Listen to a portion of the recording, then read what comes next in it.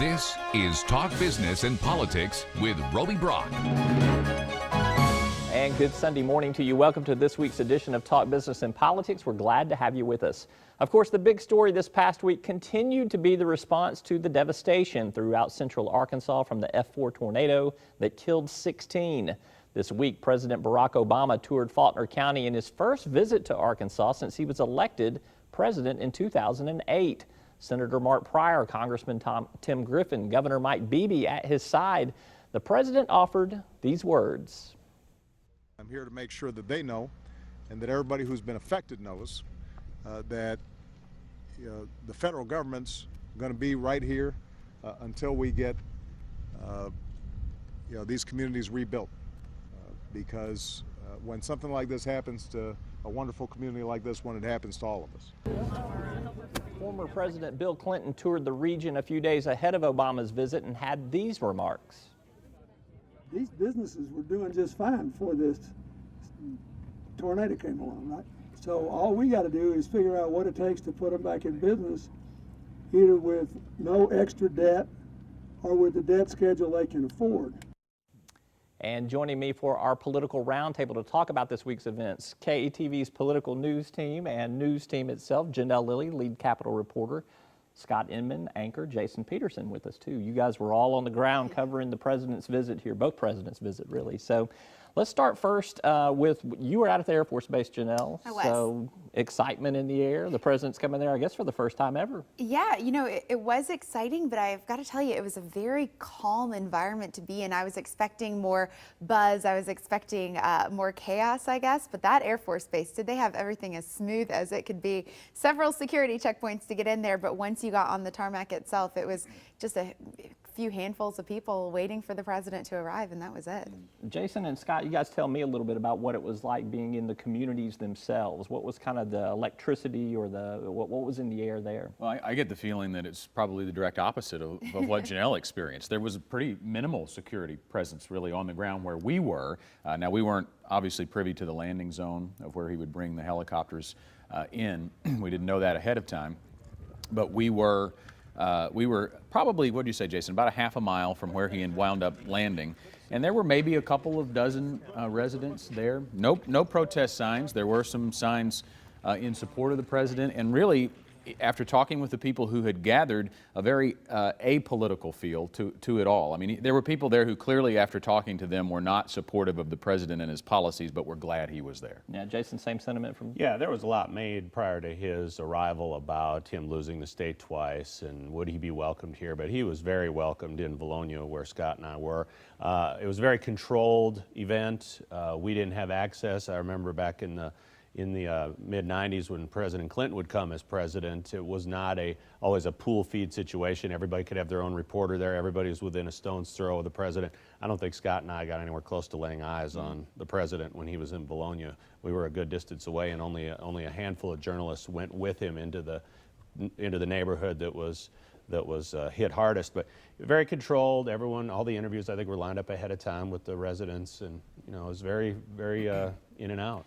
What was some of the resident response, though? I'm kind of curious as to what people said. I mean, obviously we saw some of the news reports on that, but what was their feeling about how important they felt? I think it was just an encouragement. I mean, I think it was something that they took as, this makes us feel like the federal government knows this happened to us and knows that we are hurting, knows that we will have needs in the future. And I think it made them feel good that those needs were going to be met by a larger entity than county and state government. I think the most important thing of this visit, it was interesting to me. When he landed, he was in the middle school, and he talked to first responders. He talked to some people there, and he spent most of his time there. It was a very brief trip over across 64B to the actual neighborhood where he talked with a family and then made his remarks, which were very brief. I think the important thing that we should take away from this visit, that was what he got, was he got a chance to hear from the governor and hear from Senator Pryor and from Congressman Griffin about what the town and what the county needed. And we'll see what comes of that. The one thing that he did open up for the possibility in the future was to help them reestablish their sales tax base. And I don't know what that's going to look like. Yeah, that didn't come out of a meeting with a resident. That came out of the meeting with the leaders. Griffin, from what I heard afterwards, and the mayor himself. And that was something that the mayor had sat down and when President Clinton came to town, that was the same message we heard from them over and over again. And Congressman Griffin, when he took the podium, he went on longer than even the president did for on that one issue of rebuilding that tax base. Wait a second, Congressman Griffin took over the microphone, talked for a long period of time. Are you kidding me? I can say that. I know him well enough to be able to joke about that. It did, but that was the message that he reiterated time and time again, was that there will be gaps in the coverage from, that the assistance that FEMA or the state or, federal government can provide. And they were, how do we fill those gaps? How do we use the private sector to fill those gaps? And the mayor of Mayflower, I did an interview with him afterwards as well, and it was his same message as well. So it certainly reached the president's ears. All right, so we also had Bill Clinton touring the damaged area as well. Always good when a former president, but obviously a native son. So tell me a little bit, how were they different kind of visits between Clinton's visit and Obama's visit? I was at both of them, and I wasn't on the ground with President Obama when he was with, closer to you guys, but I was there with President Clinton, and I don't know, it didn't seem to me to be that different. Probably President Clinton was a lot more just anyone could come up to him, and there was a church service that had just ended when he arrived, so there was quite a crowd there around when they were speaking at the podium where the press was, and it was a very realistic visit, I think. It was not a lot of promises. It wasn't a lot of, it was certainly a sympathetic visit, and I feel like the concentration was on how do we get this town back? More sympathy and empathy, which is kind of Clinton's forte, really. Yeah, so, really, yeah. And he's not in the position to promise the aid of the federal government like the president is. I think he tends to mingle more. Just from the video, I was not on the ground, but it did seem like there was a bigger mass of people walking with him, and he seems to be right at home with that. And I don't know that the President Obama did not want that, but when we saw him, he was with about a handful of people, just 3 or 4 people, walked to the podium, and was kind of a little more in and out. Senator Pryor also a little bit emotional in an interview that Channel 7 did too. I think we've got a bit of that clip here. Let's play a little bit from the Pryor interview and him getting a little choked up. That's what I told the president. I said, look, all that, it's time for us to put away the red jersey, put away the blue jersey.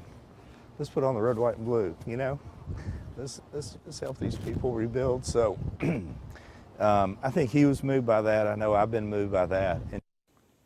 And obviously it's pretty powerful there. When you're on the ground, you guys have all been there. What is kind of sucking your emotions at the time? It's overwhelming, really. It is.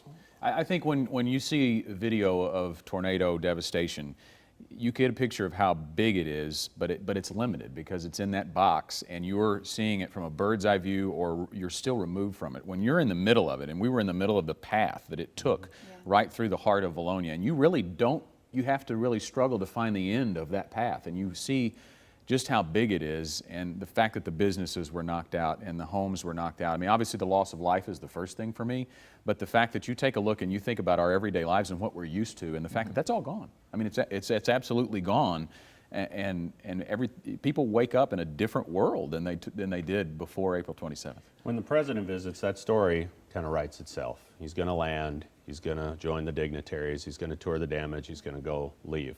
But when you go into a situation of a tornado has just hit, there's a million stories out there that you could tell, and you're going to get to tell your 1 or 2 stories that day, but there's so many you could choose from, and as a journalist, you seek it out, you find it every newscast. All the images on all the different newscasts were the same from storm damage perspective, but the stories that were told were different. If you had monitored, you grab any person. And they have a story. Some are maybe uplifting, inspirational. Others are real devastating and heartbreaking. Exactly.